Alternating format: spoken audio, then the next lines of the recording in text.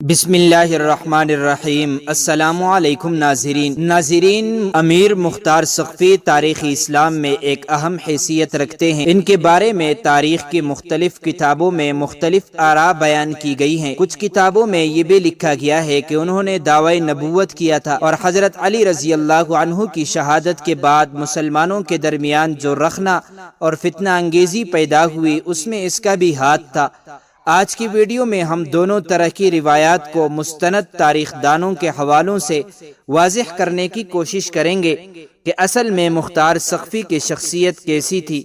عزیزان گرامی، اس نقطے پر تو تمام تاریخ دان اور فرقے ایک صفحے پر نظر آتے ہیں اور اس بات کو مانتے ہیں کہ انہوں نے کربلا میں خانوادہ رسالت اور ان کے جانثار اور دیگر ساتھیوں کو بے دردی کے ساتھ شہید کر دینے والے ایک ایک شخص کو گرفتار کر کے ان کو سزائے موت دی اور ان سب کے سر قلم کر کے صاحبزادہ امام حسین حضرت زین العابدین رضی اللہ عنہ کی بارگاہ میں پیش کیے۔ مختار سقفی تاریخی اسلامی کے ان چند حکمرانوں میں سے ایک ہیں جنہوں نے بنو امیہ کے خلاف تلوار اٹھائی، کربلا میں حسین ابن علی کی شہادت کا بدلہ لیا، سینکڑوں قاتلان حسین کو قتل کیا جس میں شمر بھی شامل تھا جس نے امام حسین کا سر جسم سے علیحدہ کر کے نیزے پر دمشق بھجوایا تھا، اور حرملہ بھی جس نے امام حسین کے 6 ماہ کے بیٹے علی اصغر کو تیر سے شہید کیا تھا۔ وہ محبان اہل بیت سے تھے۔ ابن سیوطی نے ان کے فضائل بھی لکھے، مثلا جب امیر مختار نے عمر سعد اور ابن زیاد کے سر امام زین العابدین علیہ السلام کو بھیجے تو انہوں نے امیر مختار کے حق میں دعائے خیر کی۔ اس طرح امام محمد باقر نے بعض نکتہ چینوں کو کہا کہ مختار کو گالی نہ دو کیونکہ اس نے ہمارے قاتلوں کو قتل کیا اور ہمارے خون کا قصاص لیا۔ مختار کا تعلق بنی ہازن کے قبیلے ثقیف سے تھا، اس لیے انہیں مختار سقفی بھی کہا جاتا ہے۔ ان کے والد کا نام ابو عبیدہ سقفی تھا جنہیں حضرت عمر نے عراق کی ایک مہم میں سپہ سالار بنا کر بھیجا تھا جہاں وہ شہید ہو گئے۔ محترم ساتھیوں، سوال یہ پیدا ہوتا ہے کہ شہدائے کربلا کی شہادتوں کے بعد امیر مختار نے ان کا بدلہ تو لیا، لیکن جب میدان کربلا میں امام حسین علیہ السلام اپنے جانثار ساتھیوں کے ساتھ اپنی اپنی جان کی نذرانے پیش کر رہے تھے تو اس وقت مختار سقفی منظر عام سے غائب کیوں تھے، اور اس وقت وہ کہاں تھے اور کیوں نہ وہ میدان کربلا میں آ کر امام حسین کا شانہ بشانہ کھڑے ہوئے اور یزیدیوں کے خلاف کیوں نہ لڑے؟ مختار سقفی کے بچپن میں ایک بار حضرت علی کرم اللہ وجہہ نے آپ کو کھیلتے ہوئے دیکھا تو شفقت سے آپ کے سر پر ہاتھ پھیرا اور انہیں زیرک اور دانا کہہ کر پیار فرمایا اور فرمایا یہ میرے حسین کے قاتلوں سے انتقام لے گا، بحوالہ اقوال البلاغہ۔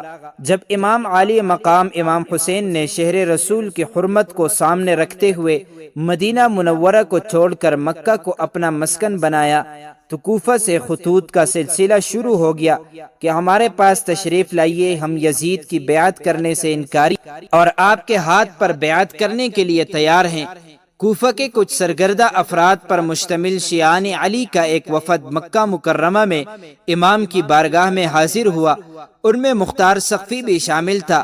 ان سب نے امام کے ہاتھ پر بیعت کی اور کہا کہ آپ ہمارے ساتھ کوفہ تشریف لے آئیے، وہاں آپ کی بیعت کرنے کے لیے ہزاروں کوفی تیار ہیں۔ یہ لوگ واقعی ہی امام علیہ السلام کے وفادار تھے اور ان کے ساتھ اپنی وفاداری نبھانا چاہتے تھے۔ امام حسین کو بھی ان کی وفاداری پر ذرا برابر شک نہیں تھا، لیکن امام باقی کوفیوں کی فطرت سے واقف تھے، اس لیے آپ نے خود وہاں جانے کے بجائے اپنے برادر مسلم بن عقیل کو اپنا سفیر بنا کر وہاں بھیجا اور کہا کہ وہاں حالات کا جائزہ لے لو اور مجھے مطلع کرو۔ اس وقت کوفے کا گورنر نعمان بن بشیر تھا جو کہ ایک صحابی رسول محب اہل بیت تھا۔ وہ بہت نرم مزاج کا تھا اور اس کا جھکاؤ امام حسین کی جانب تھا۔ جب مسلم ابن عقیل وہاں پہنچے تو یزید نے نعمان ابن بشیر کو معزول کر دیا اور ایک نسبتاً سخت اور سفاک انسان ابن زیاد کو وہاں کا گورنر لگا دیا۔ ابن زیاد نے گورنر بنتے ہی سب سے پہلے ان تمام لوگوں کو گرفتار کیا اور پابند سلاسل کیا اور ان کو کڑی سے کڑی سزائیں دیں جو امام حسین علیہ السلام کے پاس مکہ مکرمہ میں اپنے خطوط لے کر پہنچے تھے۔ مختار سقفی نے چونکہ مسلم ابن عقیل کو کوفہ پہنچتے ہی اپنے گھر پر ٹھہرایا تھا اور ان کی خوب آؤ بھگت کی تھی اور ان کے ہاتھ پر بہت سے لوگوں کی بیعت بھی کروائی تھی۔ مختار سقفی ابن زیاد کے نظروں میں آ چکا تھا، چنانچہ ابن زیاد نے سب سے پہلے مختار سقفی کو ہی پابند سلاسل کیا۔ تاریخ میں قیدیوں کی یہ تعداد کئی لاکھ لکھی ہوئی ہے، یعنی کوفے کے اہل بیت سے محبت کرنے والوں کو قید کر کے عبید اللہ ابن زیاد نے ایسے دین فروش افراد کے سپرد کوفہ کر دیا جنہوں نے امام حسین کے بھیجے ہوئے اپنے خاص سفیر اور تایازاد بھائی مسلم ابن عقیل کو یک و تنہا کر دیا اور یوں انہیں حالت مظلومیت میں شہید کر دیا گیا۔ مختار قید میں باہر کے واقعات سے بے خبر اس بات کی توقع لگائے ہوئے تھے کہ ہمارے آقا حسین کی آمد کے ساتھ ہی یہ سختیاں ختم ہو جائیں گی اور امام حسین کو ان کا جائز حق خلافت جو معاویہ رضی اللہ عنہ کی روایتی اموی مکاری اور دغابازی کے سبب امام حسن کے حکومت سے دستباری کا سبب بنا، امام حسین کو مل جائے گی۔ مگر جب امیر مختار کو امام حسین رضی اللہ عنہ کے عالم مظلومیت میں شہید ہونے کی خبر ملی، پھر آپ کی رگوں میں خون کی طرح دوڑتی اہل بیت سے محبت نے آپ کو مجبور کیا کہ قاتلوں کے ناپاک وجود سے زمین کو پاک کر دیں۔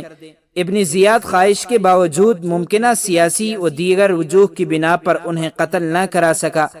مختار سقفی عبداللہ بن عمر کی بہن کے شوہر تھے اور ان کی اپنی بہن کی شادی حضرت عبداللہ بن عمر کے ساتھ ہوئی تھی۔ قید سے رہا ہونے اور واقعات کربلا سے آگاہی کے بعد امیر مختار نے قسم کھائی کہ قاتلان شہدائے کربلا کا بدلہ لیں گے۔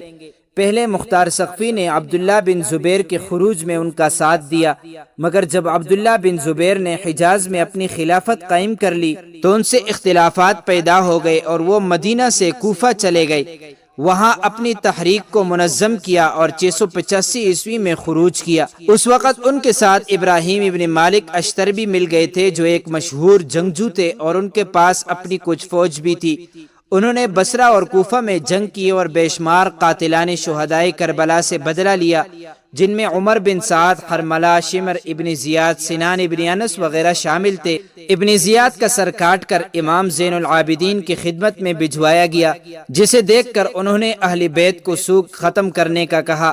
حضرت امام جعفر صادق نے فرمایا، جب تک مختار نے امام حسین کے قاتلوں کا سر نہیں بھیجا، بنی ہاشم کی کسی خاتون نے سر میں کنگھی اور خضاب نہیں لگایا۔ بحوالہ تاریخ الخلفاء آیت اللہ العظمی سید ابو القاسم خوئی نے اس روایت کو صحیح بتایا ہے۔ حضرت امام محمد باقر نے فرمایا، مختار کو برا نہ کہو، انہوں نے ہمارے قاتلوں کو قتل کیا اور ان سے انتقام لیا، سخت حالات میں ہماری مدد اور بیوہ خواتین کی کفالت کی۔ روایت میں ہے کہ جب جناب مختار نے عبید اللہ بن زیاد اور عمر سعد کا سر حضرت امام زین العابدین کی خدمت میں بھیجا تو آپ نے سجدہ شکر کیا اور فرمایا، خدا مختار کو جزائے خیر دے۔ وہ تمام روایتیں جو جناب مختار کے خلاف پیش کی جاتی ہیں اور ان کے ذریعے آپ کی شخصیت کو مشکوک اور آپ کی توہین کی جاتی ہیں، ان کو بزرگ محقق علماء نے جعلی بتایا ہے۔ بلکہ علامہ مجلسی رحمۃ اللہ نے فرمایا، مختار فضائل اہل بیت کو بیان کرتے اور امیر المومنین امام علی علیہ السلام اور حسنین و کریمین کے صفات حسنہ کو نشر فرماتے۔ آپ کا یہ عقیدہ تھا کہ رسول اکرم کے بعد امامت اور حکومت کا حق فقط اہل بیت کو ہے، اور حکومتوں کے ذریعے جو مصیبتیں اہل بیت پر پڑی ان سے آپ رنجیدہ اور غمزدہ تھے۔ علامہ باقر شریف القرشی رحمۃ اللہ علیہ نے لکھا ہے، مختار شیعوں کی ایک برجستہ شخصیت اور آل رسول کی شمشیروں میں سے تھے۔ ان کا دل اہل بیت پر جو مظالم ڈھائے گئے ہیں ان کے لیے سب سے زیادہ بے چین رہتا۔ وہ اپنے جہاد میں کوشاں رہتے کہ کیسے حکومت حاصل کر لیں، لیکن یہ تمنا اپنے لیے نہیں تھی بلکہ اس کے ذریعے اہل بیت کے قاتلوں سے انتقام کے خواہاں تھے۔ مختار سقفی کی عبداللہ بن زبیر سے شدید اختلافات کے باعث جنگ ہوئی۔ ادھر بنو امیہ کا اقتدار ان کے نواسے رسول سے دشمنی اور ان کے خون سے ہاتھ رنگے ہونے کے سبب ان سے چھن گیا، اور مختار کی دشمنی میں بنو امیہ نے ان کے خلاف نت نئی خود ساختہ باتیں مشہور کر دی۔ عبداللہ ابن زبیر کے بھائی مصعب ابن زبیر کے حکم پر مختار ثقفی کو 687 عیسوی میں مسجد کوفہ میں قتل کر دیا گیا۔ اب بات کرتے ہیں مختار ثقفی پر لگنے والے الزامات کے بارے میں کہ انہوں نے دعوی نبوت کیا۔ امام طبری اور امام زہری ان روایات کو ضعیف سمجھتے ہیں۔ اس کے علاوہ ان پر یہ بھی الزام لگایا جاتا ہے کہ انہوں نے امام حسین علیہ السلام کو امیر معاویہ کے ہاتھوں بیچنے کے لیے سازش تیار کی تھی، اور اس کے بعد امام حسین کو بھی یزید اور معاویہ کے خلاف بھڑکانے میں ان کا ہاتھ تھا۔ لیکن چونکہ یہ روایات ضعیف ہیں، کربلا کے شہداء کا بدلہ لینے والی روایات مستند تاریخ دانوں نے بیان کی ہے، اس لیے مختار کی شخصیت کا منفی پہلو زیادہ نمایاں نہیں سمجھا جاتا۔ مختار ثقفی کے بعد ان کے خاندان کو قتل کر دیا گیا، جس میں ان کی ایک بیوی عمرہ بنت نعمان ابن بشیر، نعمان عبید اللہ ابن زیاد سے پہلے کوفہ کے گورنر تھے، وہ بھی شامل تھیں، جو مدائن میں رہتی تھی۔ ان کو مصعب ابن زبیر کے حکم پر قتل کیا گیا۔ تاریخ میں ہے کہ مصعب نے عمرہ سے پوچھا کہ مختار کیسا شخص تھا، تو عمرہ نے کہا خدا اس پر رحم کرے، وہ خدا کے نیک بندوں میں سے ایک بندہ تھا۔ پھر مصعب نے اسے قید کیا اور اپنے بھائی عبداللہ ابن زبیر کو لکھا کہ اس نے دعویٰ کیا ہے کہ مختار نبی تھا، اور عبداللہ نے اسے جواب دیا کہ اسے نکال دو، تو مصعب نے اسے مار ڈالا، مگر کوفہ میں رہنے والی بیوی ناریہ بنت سمرہ بنت جندب کو مصعب ابن زبیر نے معاف کر دیا، بحوالہ بحار الانوار۔ تو معزز ناظرین، امید کرتے ہیں آپ کو یہ ویڈیو اچھی لگی ہوگی۔ مزید معلومات کے لیے ہمارے چینل کو سبسکرائب کیجیے۔ اگر زندگی کے لمحات مزید باقی رہے تو آپ کے لیے ایک اور بہترین ویڈیو لے کر حاضر ہوں گا۔ تب تک کے لیے اللہ حافظ۔